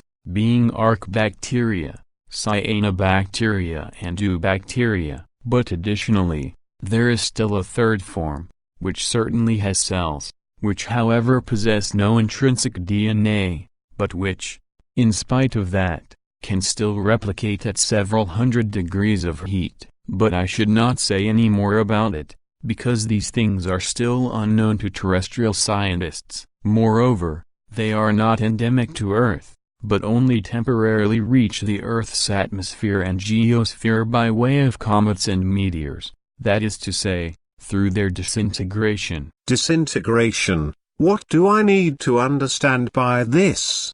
Perhaps a dissolution or some such, as, for example, with a comet's tail, or by way of an explosion of a comet or meteorite in or over the terrestrial atmosphere. Disintegration indeed actually means as much as splitting, or even dissolving. What you say is right, naturally. I have indeed had undeserved luck there, and not disgraced myself. I would have been really embarrassed if I had stumbled in my interpretation. Then again, a question, with respect to the trans fats. Sfth, your father, already taught me at a young age, that I should always properly nourish myself and thereby be careful to avoid so-called trans fats. The avoidance of these fats is important in relation to overall health, as well as in terms of balanced behavior, because trans fats, he said, would evoke aggressive forms of behavior and increase these continuously, and indeed in a measure which is stronger than alcohol. Trans fats, that is to say, trans fatty acids, also would evoke pathological changes of the arteries, hardening of the arteries, as well as allergies, Alzheimer's, diabetes and cancer, as well as also evoke pathological inflammations, and so forth, and advance all these things further if they were already in place. Although recently people, such as a certain Bridget Nussbaum, one Professor Joseph Kriegelstein and a Professor Dr. Suzanne Klump, deceased 2009, claim that olive oil can contribute to atherosclerosis. Analyses at the Institute of Pharmaceutical and Medicinal Chemistry, the University of Munster, are to have led to the conclusion that monounsaturated fatty acids are meant to have adverse health effects. Can you just say something clarifying about that? That which my father taught you is absolutely right, against which the claim that unsaturated fatty acids are meant to have adverse health effects is false. It is trans fatty acids which are extremely harmful to health and dangerous to the entire organism, especially because they can lead to obesity and also to depression, cause sickness, as well as very often produce diabetes, atherosclerosis and cancer. Unfortunately, the Earth human beings are not conscious of that, for which reason they unthinkingly consume trans fats, thus endangering their health and even their lives. Trans fatty acids are as bad and damaging to health and even life-threatening as dioxins, which arise from combustion processes and form highly toxic compounds, particularly chlorine and hydrocarbons, which can cause serious health and developmental damage. The trans fatty acids are, in common parlance, simply called trans fats, whereby, however, the fewest Earth human beings among the general population know that this thereby deals with forms of fat which are extremely damaging to the health. It is particularly significant that, within the general population, no details are known about that which makes it also especially dangerous. The fact of the matter is, therefore, also that a very great danger exists, especially for growing children and adolescents, because particular parts of terrestrial humanity consume food with the largest amounts of trans fats, which often cause irreparable damage to health. The trans fatty acids, it is naturally these, are extremely dangerous because the body can only transfigure their double hydrocarbon bonds with extreme difficulty, or not degrade them at all. For this reason, the physical organic health is extraordinarily strongly burdened, whereby obesity also occurs, and the harmful LDL cholesterol levels rise high and evoke atherosclerosis, that is to say, hardening of the arteries. This means,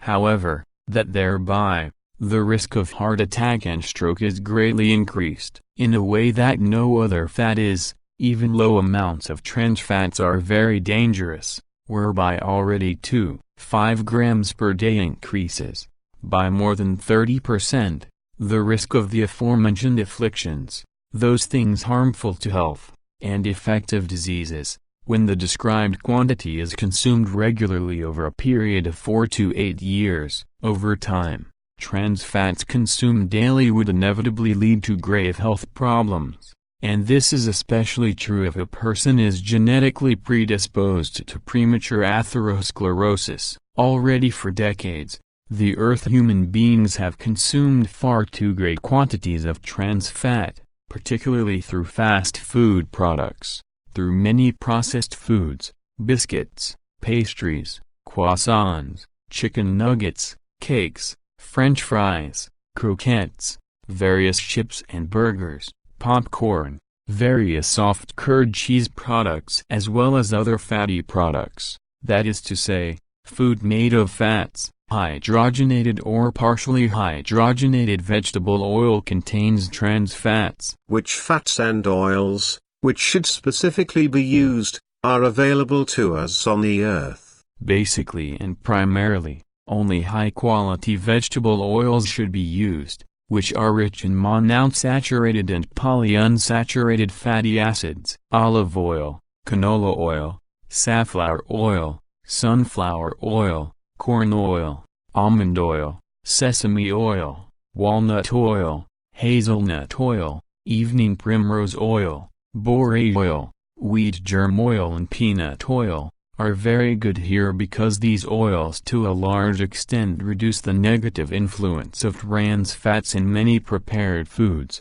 that is to say, meals. In the preparation of food and meals, one should pay very close attention that, as much as possible, these only contain healthy fats and oils with mono and polyunsaturated fats. Important therefore, are, for example, particularly omega-3 fatty acids, which are specifically found in fish oils from salmon, trout, herring, tuna and mackerel, as well as in krill oil and the oils of various olives, in rapeseed, canola, nuts, hemp seeds and flax seeds, linseed, and so forth. It is important, however, that all of these oils are cold-pressed, otherwise they are as good as worthless relative to the simple or multiple unsaturation of the fatty acids.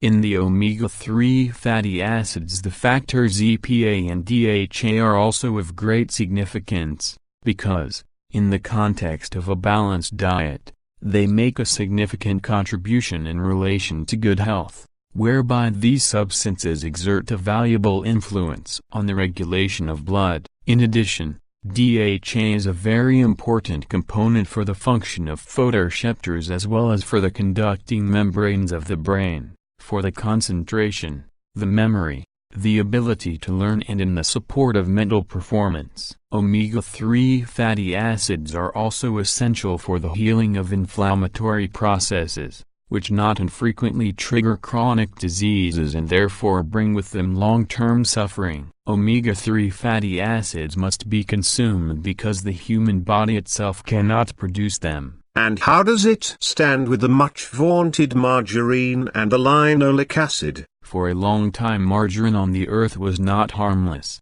but it has changed for the better over the last 2 decades. Therefore, in the present time, normal margarine contains only a few trans fats. Nevertheless, however, more diet margarines should be used because they usually contain many good fats. Conjugated linoleic acids are found only in milk, dairy products and meat from ruminants. They have the characteristic of lowering cholesterol and preventing atherosclerosis, where they strengthen the immune system and also support the building of muscle tissue and the formation of bone. On the basis of their many valuable ingredients, milk and dairy products belong in a healthy diet, whereby, for those human beings who suffer from milk and dairy intolerance, special observances apply which must be followed. Note from Billy that prepared according to explanations from a specialized publication.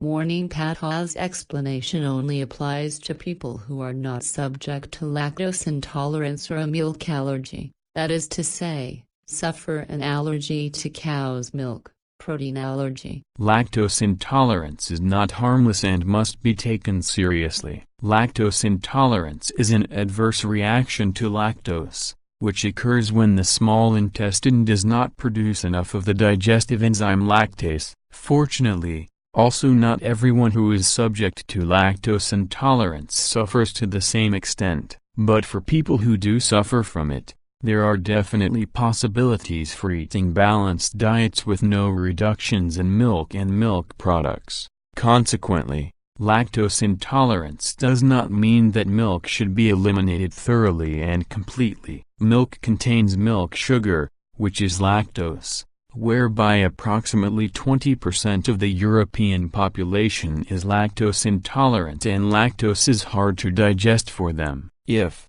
despite that, these human beings still enjoy milk, then typical symptoms of lactose intolerance appear, which manifest themselves through various afflictions, for example, abdominal pain, bloating or diarrhea, and so forth, whereby actually also serious health-impairing ailments could be caused. Naturally, with every person the tolerance limit for drinking milk can be very different, as is the case also with regard to indigestion. For understanding, it must be said that lactose intolerance, that is to say, milk sugar intolerance, has nothing to do with a milk allergy, which is different in nature and is based on an allergy to cow milk protein. Consequently, make sure that these two factors are not confused. A milk allergy is based upon a reaction of the immune system which negatively reacts to certain parts of the protein in cow's milk. Naturally,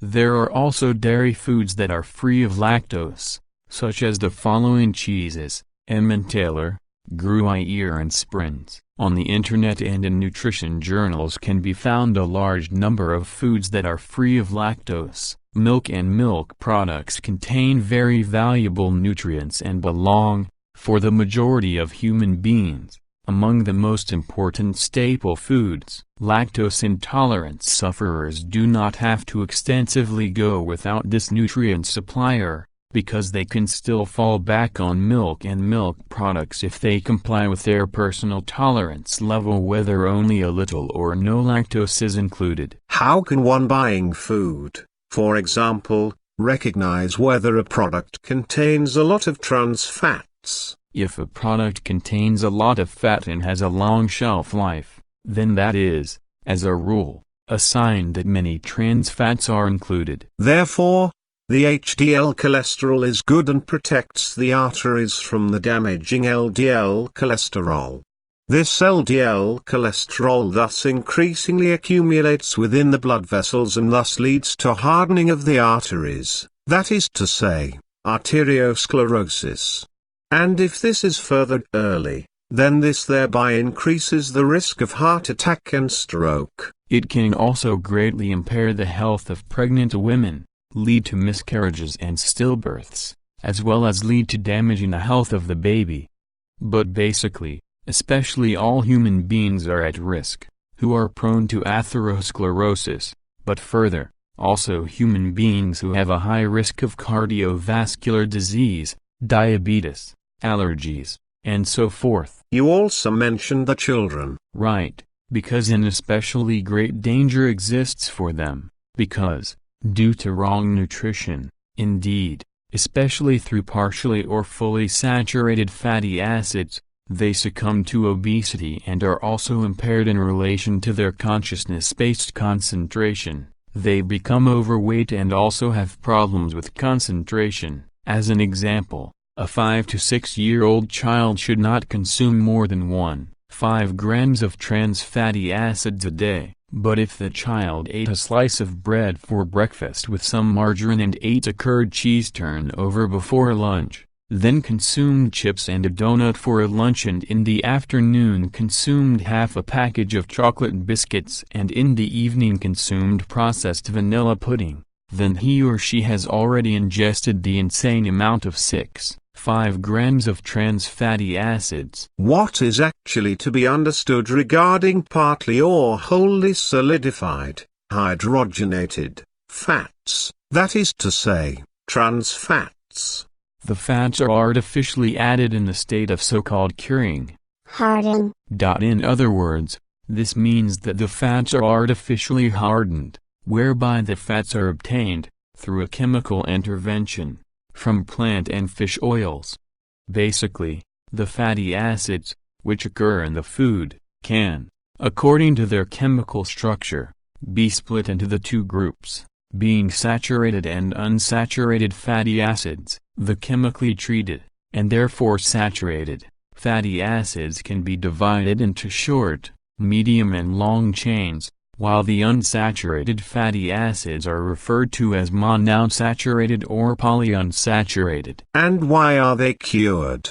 I do not understand, when the hardened trans fats are indeed so damaging to health. The matter is quite simple, because, by means of the so-called hardening of fats, the corresponding foods last much longer and do not go rancid. In addition, trans fats are cheap, which has great profitable benefits for the manufacturer, but for the human beings who eat these trans fats, the whole thing is very bad, because, of all the fats, it is these which evoke the most health damage in human beings. But there are trans fats in nature, for example, in ruminants, and for example, in the fat from cattle, for which the trans fatty acids are formed by bacteria in the rumen. Also, calves, sheep and goats, and so forth, are biochemically natural trans fatty acid producers, whereby these trans fatty acids are of an entirely different nature and are absolutely harmless to health. But Sfeth, your father, said that both saturated and unsaturated fatty acids from plants and animals are necessary for human nutrition. Saturated and unsaturated fatty acids are throughout our food. He also spoke of butter and lactic acid, which are very valuable if the human beings have the necessary enzyme production for these foods. That is right, but with high-fat foods and their enjoyment, a healthy amount is always a requirement.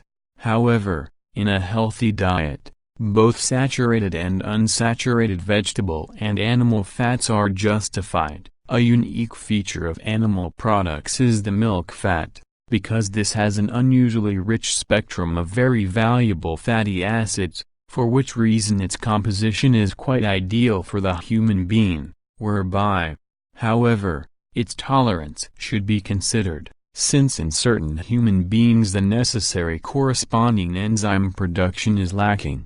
In order to make milk and milk products tolerable, if this enzyme production is deficient, then milk and milk products are not recommended and, under certain circumstances, may be very harmful to health. And which fats can now be described as healthier, is it vegetable or animal? Vegetable fats are the most valuable because they contain more unsaturated fatty acids, while animal fats exhibit more saturated. The origin of the fat is therefore decisive, whereby, however, all edible fats contain saturated and unsaturated fatty acids. The highest quality fats are contained in natural butter and cold-pressed vegetable oils such as rapeseed, canola, and in nuts. It is often asserted that milk and milk products are generally harmful, therefore also the lactic acids. For many human beings, children and adults, milk and dairy products are more or less harmful to health, but this cannot be generalized. The harmfulness only applies to human beings whose enzyme production, in relation to their ability to digest milk and dairy products, is more or less deficient or even completely absent. We have already once spoken about milk and dairy products being harmful, indeed, especially from cows, but you had given no further explanation about it. Quetzal and I also had a conversation once in this regard.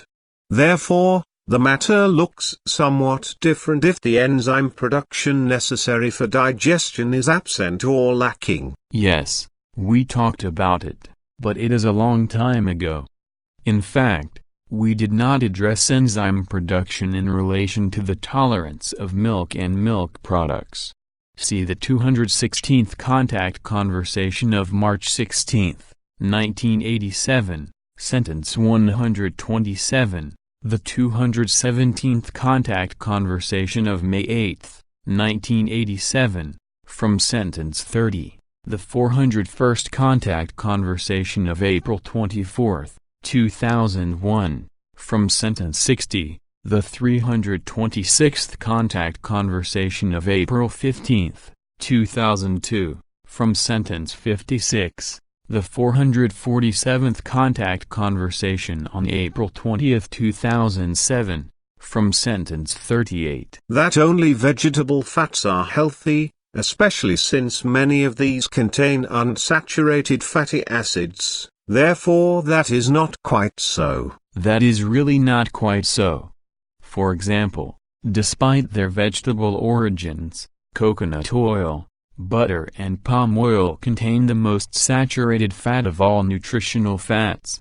Therefore, vegetable fats cannot simply be regarded as healthy, because there are also various saturated fats among these. But milk fat contains many healthy fatty acids, consequently, it is healthy. Where are all the places it occurs? It primarily occurs in milk and butter, as well as in cheese and other milk products. Milk fat is a very special fat, because, in its composition, it is similar to neither vegetable oils nor animal fats. Overall, milk fat contains practically all saturated, unsaturated, short, medium, and long-chain fatty acids. In total, there are over 400 different types of fatty acid, occurring in a way that no other food exhibits. With this rich diversity of fatty acids, milk fat is ideally tailored to human requirements. Some fatty acids have an especially positive effect with regard to health. For example, the short-chain butyric acid, which is found almost exclusively in milk fat, has big anti-cancer effects, whereby in particular the risk of colon cancer and breast cancer is reduced. Milk fat also means no cholesterol danger. On the contrary,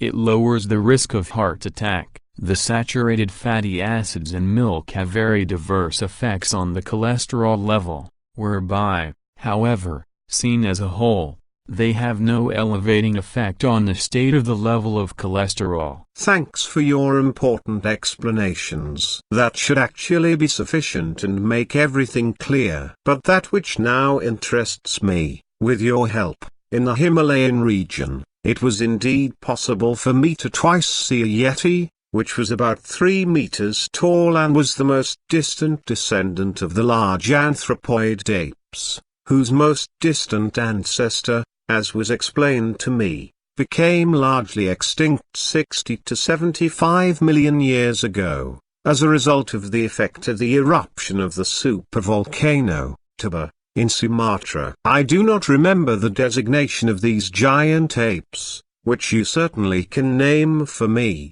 but that which interests me is whether the legendary Bigfoot in America, the Sasquatch in Canada and in the south of the USA and also similar sighted western are the most distant descendants of the giant anthropoid apes. This is actually the case, because small populations of the hominid Gigantopithecus giganteus, as they are called in terrestrial paleontology, survived in northern India, Pakistan, Tibet as well as in the north and south of the United States. There were natural disasters between 7 and 9 million years ago, through which, once again a decimation of these anthropoid ape beings occurred, as well as around 100,000 years ago. Then only just before 75,000 years ago, the supervolcano, Ptaah, erupted in Sumatra and generated a global climate catastrophe and climate upheaval, through which, over a period of more than 10 years,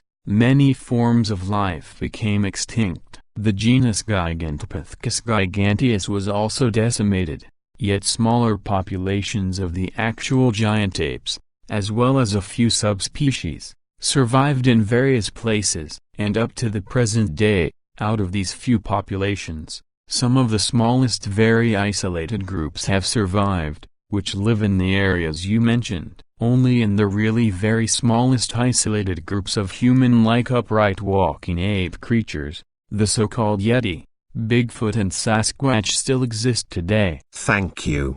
Then this is also said clearly once.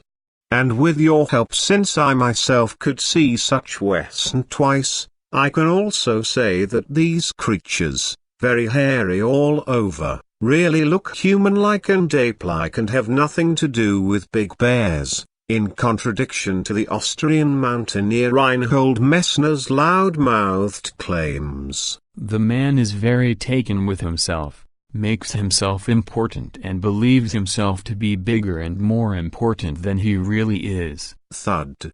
But see here, I have copied this out of the 543rd Contact Conversation of August 4, 2012, but what is there actually to say about fruit sugar, fructose, which is praised so much with regard to the fact that it is supposed to be so good for losing body weight? In regards to my body weight, it is just as you predicted, in that it namely does not continue to decrease, but always fluctuates around about 80 kilograms, although I eat very sparingly. Should I make sure that I take only those sweet dishes which contain fruit sugar, instead of granulated white sugar? Would that eventually reduce the weight even slightly? You are misinformed. Fructose is not suitable for weight loss, because it results in even faster and more excessive weight gain than refined white sugar. The claim that fructose has less impact on an increase in relation to the body weight corresponds to an error. Aha. That is unpleasant. Therefore, much nonsense is uttered in this respect. Aha. Das ist unfreiwillig. Also Wordvielen in dieser Beziehung. Regarding that, I have another question, since you mentioned, later after this conversation, that there was more to mention regarding the harmfulness of fructose as well as other forms of sugar.